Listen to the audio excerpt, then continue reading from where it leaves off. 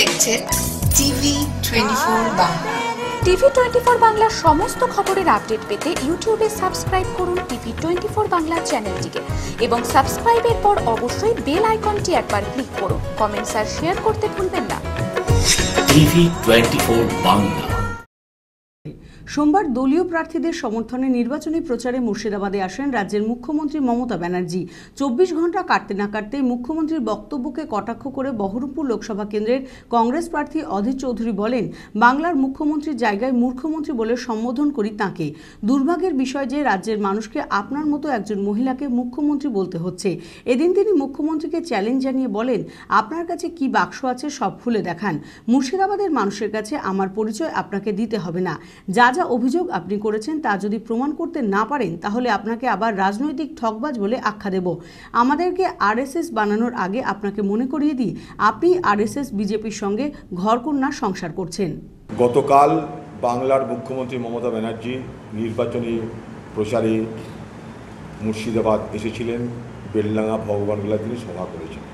কিন্তু বাংলার মুখ্যমন্ত্রী, যিনি একটা রাজ্যের মুখ্যমন্ত্রী, যে রাজ্যের নাম পশ্চিমবঙ্গ, যে অশালীন ভাষায়, যে অভদ্র ভাষায়, যে বিকৃতি রুচির পরিচয় দিয়ে কাল তিনি বিরোধী দলের একজন প্রার্থী অধীর চৌধুরীকে আক্রমণ করেছেন, তা শুধু নজিরবিহীন নয়। সেই ধরনের বিকৃত রুচিসম্পন্ন বক্তব্য পশ্চিমবঙ্গের গণতান্ত্রিক বাতাবরণকে বিষাক্ত করে এবং বাংলার রুচিকে দুর্বিষহ করে তোলে। বাংলার মুখ্যমন্ত্রীকে আমার চ্যালেঞ্জ, আপনি রাজনৈতিক লড়াইয়ে আসুন, অধীর চৌধুরীর সঙ্গে কোনো আপত্তি নাই, কিন্তু আপনি কারোর ব্যক্তি জীবন নিয়ে হিস্তি খেউর করবেন আর আমরা সব বসে থাকবো, তা কিন্তু হয় না। আপনার রাজনৈতিক এজেন্ডা কিছু নেই। এই মুর্শিদাবাদ জেলার 3টে আসনে আপনি হেরে বসে আছেন, তাই এ মুর্শিদাবাদ জেলায় এসে আপনাকে অধীর চৌধুরীকে আক্রমণ করতে হয় নজিরবিহীন ভাষায়, ঘৃণ্য ভাষায়।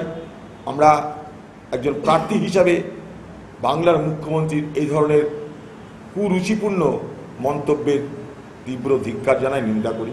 আপনি এখানে ধমকাচ্ছেন প্যান্ডোরাস বাক্স খুলে দেবেন, অর্থাৎ যে বাক্স খুললে অনেক কিছু বেরিয়ে পড়বে। এতদিন খোলেননি কেন?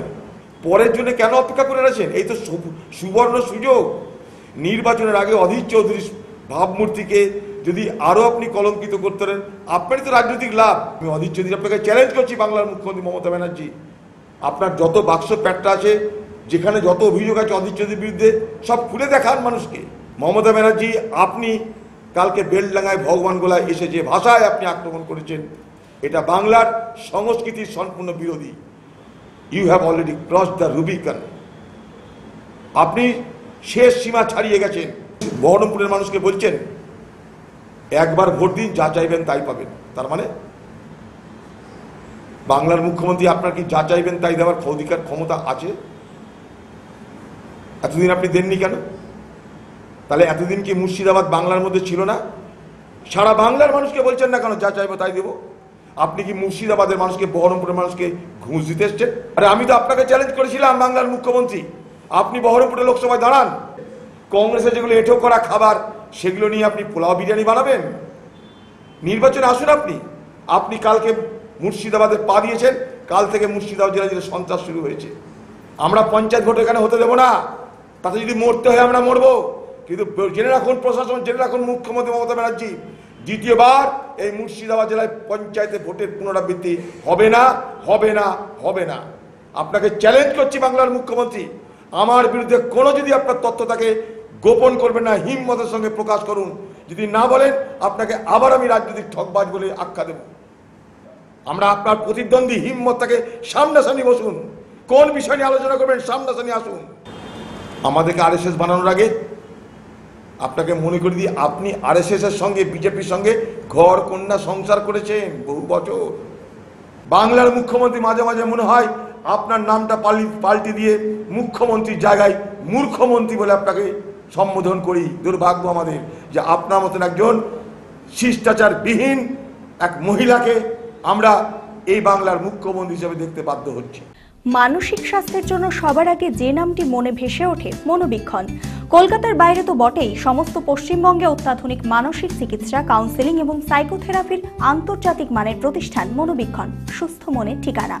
যোগাযোগ নাম্বার 7477799515 অথবা 8981464344 অথবা 9007574740।